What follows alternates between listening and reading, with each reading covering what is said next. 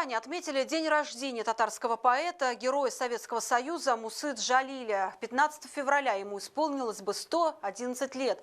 Его образ уже давно стал национальным символом. Подвиг духа, что он совершил, будучи в плену у немцев, до сих пор остается на слуху у людей, хотя долгие годы после войны его считали предателем.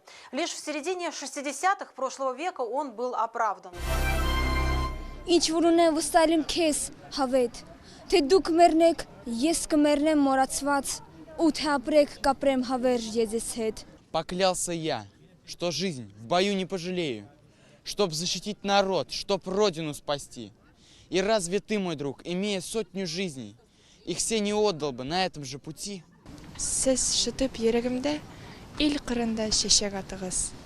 Көпмі сізді күш һәм ялқын, шул қадәрлі жерде хақығыз. Стихи Мусы Джалиля читают во всем мире. Они переведены на 60 языков. Его называют поэтом-воином, героем. Во время Великой Отечественной не побоялся оклеветать себя перед Родиной и бороться с врагом из подполья. Даже будучи в плену, не прекращал творить, вдохновлял словом соотечественников. Через Джалиля мы понимаем чувство Родины, долг перед Родиной. Вот сегодня, особенно сегодня, когда мы говорим о патриотизме, о патриотическом воспитании нашей молодежи, Джалиль всегда является примером. Сила духа поэта пронизывает каждое стихотворение. Особенно это чувствуется в цикле «Моабитские тетради». Их он писал, когда ждал казни. Непреклонный перед пытками поэт продолжал вести свой лирический дневник. Через друзей передал сборники на родину. Теперь они хранятся в фонде Национального музея. И лишь раз в году, в день рождения поэта, их можно увидеть. Главный хранитель Национального музея Фания Гумеровна Степанова передаст этот ценнейший экспонат в руки артиста Татарского академического государственного театра. Право вынести моабитские тетради почетное. Взять в руки реликвию разрешается только выдающимся деятелям культуры Татарстана. Очень волнительный момент. Муса Джалиль — это для каждого татарина это герой, герой-поэт. Это